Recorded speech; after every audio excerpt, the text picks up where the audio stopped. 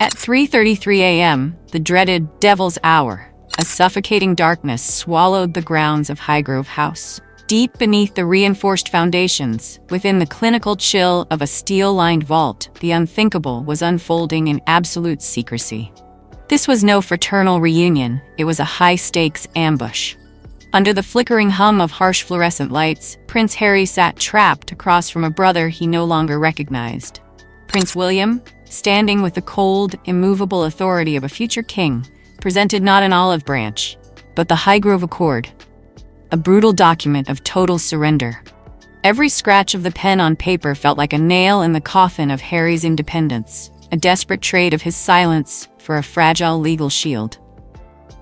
But as the ink dried in that subterranean silence, Harry remained blissfully unaware that the world he built in America was already self-destructing, starting with the sudden, catastrophic implosion at the heart of the Archwell Foundation, thought. The air inside the vault felt thin, as if the oxygen itself were being rationed by the crown. Across the table, the dossier from the Heritage Foundation sat like a coiled predator. For the first time, the raw, terrifying reality of Harry's legal displacement was laid bare. The admissions of past drug use in his own memoir had become a ticking time bomb. Without the invisible armor of diplomatic status, the Duke of Sussex was no longer a prince in America. He was merely a vulnerable immigrant facing the very real threat of deportation. He looked at the documents, his hands trembling slightly, realizing that the sun-drenched life in Montecito, the chickens, the beach walks, the hard-won California dream, was built on a foundation of shifting sand. He was a man drowning in a sea of litigation, and his own brother was the only one holding a life raft, though it was draped in barbed wire. The cruelty of the trap lay in a singular, archaic legal loophole: the Counselor of State requirement. To hold the power to act for the king, one must possess a physical residence on British soil. But by evicting Harry from Frogmore Cottage, the palace hadn't just moved his furniture. They had surgically removed his legal standing. Harry was now domiciled nowhere, a royal ghost drifting without a port. William leaned into the light, his voice a low, rhythmic pulse of cold logic. He wasn't just offering a lease to a small cottage on the Highgrove estate, he was offering a heritage shield. But the price was a total psychological surrender. A perpetual, ironclad non-disclosure agreement. To be safe, Harry had to become a phantom. To protect his children's future, he had to bury his own voice forever. As Harry stared at the signature line, the weight of his isolation became unbearable. He was a prince without a country, a husband without a secret, and a soldier trapped in a war he had already lost. He felt the crushing fragility of his existence, knowing that one stroke of the pen would save his visa, but shatter his soul.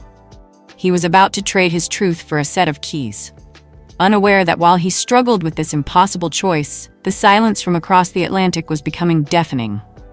As Meghan Markle stared at a blank tracking screen, realizing the man she loved had just vanished into a royal shadow. 5,000 miles away, the golden sunrise over Montecito felt like a mockery. Meghan reached for her phone, a morning ritual that usually brought the comfort of a safe arrival text, but the screen was a hollow, digital void. When she opened their private security app, her blood ran cold. The pulsing blue beacon that represented Harry, her partner, her co-pilot, hadn't just stopped. It had evaporated. He had entered a dead zone, a sophisticated signal-jamming perimeter that she knew only existed around high-level royal strongholds. In that instant, a suffocating sense of horror took root in her chest. This wasn't a technical glitch, it was a tactical blackout. Harry hadn't just gone off the grid, he had been swallowed by the very institution they had spent years trying to outrun. The fear was quickly overtaken by a searing, white-hot indignation. As she scrolled through frantic news alerts of a secret summit at Highgrove, the agonizing truth crystallized. Harry had lied. He hadn't been at a charity gala. He had been orchestrating this clandestine betrayal for weeks, right under her nose. Every shared look, every whispered plan for their future in California now felt tainted by his silence. She felt a bone-deep loneliness standing in their sprawling mansion, realizing that for the first time since Megxit, Harry was making decisions without her voice in his ear. She knew Harry's psyche better than anyone. She knew that without her there to act as his anchor, he was terrifyingly susceptible to the guilt trips of duty and the seductive, toxic pull of blood loyalty.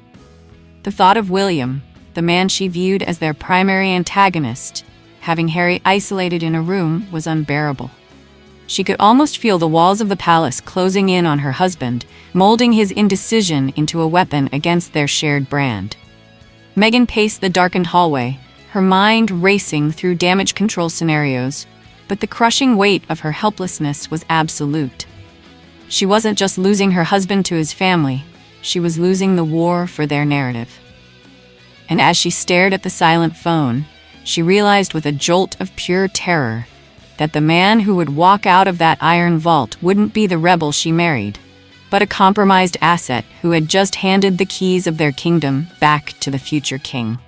As the heavy steel door of the vault groaned shut, sealing the fate of the Sussexes in a tomb of legal silence, the vibration of that finality seemed to travel 5,000 miles across the Atlantic, shattering the last remnants of peace in Montecito. Inside the iron vault, the air carried the sterile, metallic scent of ancient deeds and forgotten secrets. Harry had expected his father, perhaps a tearful King Charles, offering a path to redemption. Instead, he found himself staring into the flinty, unyielding eyes of the enforcer.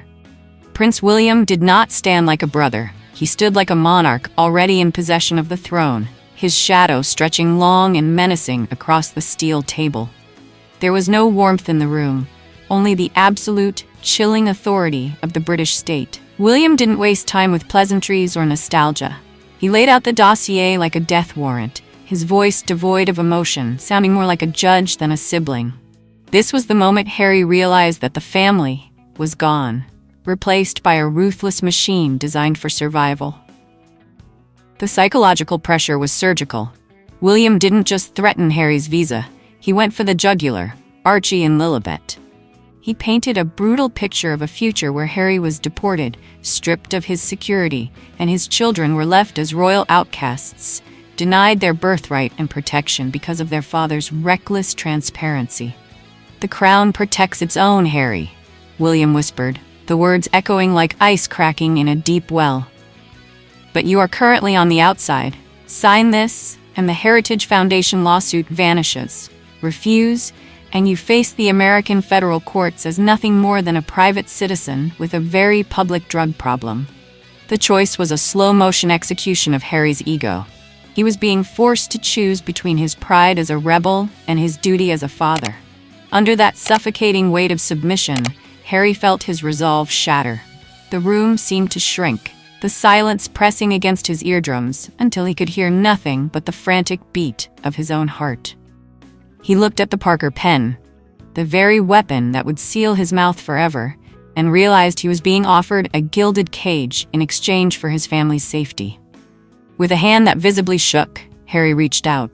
The scratch of the nib against the parchment was the only sound in the vault, a jagged, lonely noise that signaled his final capitulation. He had traded his voice for a shield, unaware that by securing his children's future, he had just lit the fuse on a domestic explosion. Because back in the silence of Montecito, the trust was not just broken, it was incinerated. As the heavy steel door of the vault groaned shut, sealing the fate of the Sussexes in a tomb of legal silence, the vibration of that finality seemed to travel 5,000 miles across the Atlantic, shattering the last remnants of peace in Montecito. Harry stepped out into the freezing rain, his pockets heavy with the keys to a house he never wanted, and a soul burdened by a betrayal he couldn't undo. He had secured his visa and protected his children's titles, but at a cost that made his blood run cold. He had traded Meghan's trust for William's heritage shield. Inside, he was screaming, torn between the relief of safety and the agonizing realization that he had become the very thing he once fled, a silenced asset of the institution. William watched the helicopter disappear into the mist with the detached satisfaction of a grandmaster. The media bombs were neutralized, and the rebel prince was back on a leash. But for Harry, the true battle was just beginning. He realized too late that trust is not a renewable resource. Once incinerated by secrecy, it cannot be bought back with royal deeds. He had tried to walk two paths, the loyal husband and the royal survivor, only to find himself split in two, falling into a dark abyss of his own making. As his plane touched down in California, Harry reached for his phone, desperate for a sign of life, only to find a silence so profound it felt like a death sentence. A silence that begs the ultimate question. Can a marriage built on a revolution survive a secret surrender? Or is this the final curtain call for the Duke and Duchess of Sussex? The Highgrove Accord has changed everything, but the real fallout is only just beginning. What do you think? Did Harry protect his family? Or did he betray his wife? Drop your thoughts in the comments below. If you want to stay ahead of every palace twist, hit that like button and subscribe to Celeb Secrets today. Thank you so much for watching, and we'll see you in the next deep dive.